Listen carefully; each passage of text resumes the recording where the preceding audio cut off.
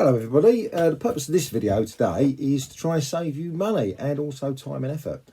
If, like me, you've become interested in the Arthurian legend, you may have started reading some of the many speculative theories and books on King Arthur. There are literally scores and scores, if not hundreds of different theories. And so I would like to recommend to you, at the end of this video, the best beginner's guide to the Arthurian legend. Now, one of the first books I ever read was Geoffrey Ash's Discovery of King Arthur. And that suggests he's linked to Riophmus, a 5th century individual in Gaul. And then I moved on to Graham Phillips, which suggests Arthur was in basically Shropshire, near Roxeter. And each book I read, I thought, well, that seems fairly reasonable. And then as you read more and more, like for instance, there's Scottish Arthur, you start thinking, well, they can't all be right, and they are often contradictory. They give different evidence and different interpretations of the same evidence, and you start scratching your head and wondering who is telling the truth here. So you have Arthur, the Dragon King. We have Mr. Sylvains, which follows basically Geoffrey Ash. We have Caleb Howell's very well written book, but that's just a composite figure in South Wales Arthur. We have an Irish Arthur. We have a Pennine Arthur.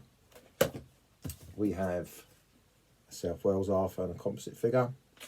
And we have Chris Barber's Mystery Unravelled. And we have Miles Russell suggesting that Arthur comes from pre-Roman Britain. And I've got various other books, Arthur the West, and you get the idea. But John Matthews has written a number of books on Arthur. And all these books, and many more that I've got out of the pack, left me many pounds out of pocket and none the wiser. So then I started turning to the sources. And when you read sources and you read academic books on the subject, you realise that 90% of what you've read is not accurate. And so all these books range from speculative but interesting. Geoffrey Ash's book is very well written, and some of the theories are very well put together, but some of the theories really are pseudo-historical, and some of them are just not accurate at all. They misuse the sources, and you're left feeling, I was left feeling cheated sometimes by some of them. I'm not going to say which ones were the best and which ones were the worst. The purpose of this video is really to highlight the best book for you guys. Okay, now I've already done a video on Mr. Higham book, but he has helpfully in chapter 8 listed up the theories, many of which I've just shown you, and you see all over Britain. There are, well, these are just a selection of the dozens of theories, but there are loads of theories there that place Arthur all over Britain, from southern Scotland to Cornwall to the east. And obviously they can't all be right. And Mr. Higham is very sceptical. But the best book for proposing an historical figure that fairly and reasonably goes through all the sources and presents them in an accurate way and doesn't go off on some tangent or suggests a very speculative theory. The best book I would suggest to do is The Reign of Arthur by Christopher Gidlow.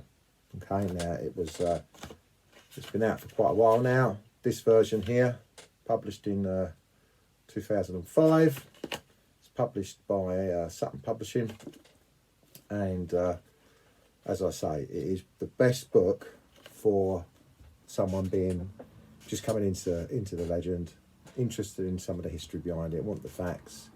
There are more sceptical books. Guy Halsall's written the next one, Worlds of Arthur. And I've just shown you Nick Highams' books. They are excellent from the skeptical side. But if you want a readable book for a beginner that presents a very good case for an historical figure in the 5th or 6th century, then this is the one to buy. I will put a link to the Amazon in the website down below. I won't put a link for them other books. This is the one you should buy. Once you've read that, I would suggest you buy some of the actual sources that he mentions: Gildas, Bede, Nennius, the Anglo-Saxon Chronicles, the Welsh Annals. And when you get into it that deeply, you then realise that actually there are a number of different manuscripts and a number of different translations of all these sources, and there's a huge academic debate about each individual source anyway, and so you end up down this rabbit hole, which I've gone down the last 10 years, but a very interesting rabbit hole it is.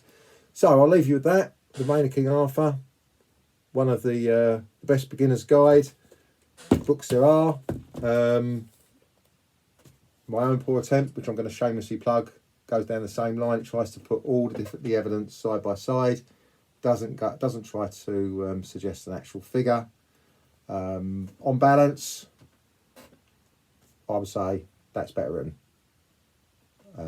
As much as I would like to push my very first book, and also it's very well respected in Arthurian circles, and people who are interested in the theory, people who are reasonable and balanced and approach it in a balanced way, they tend to recommend that one, and I fully agree.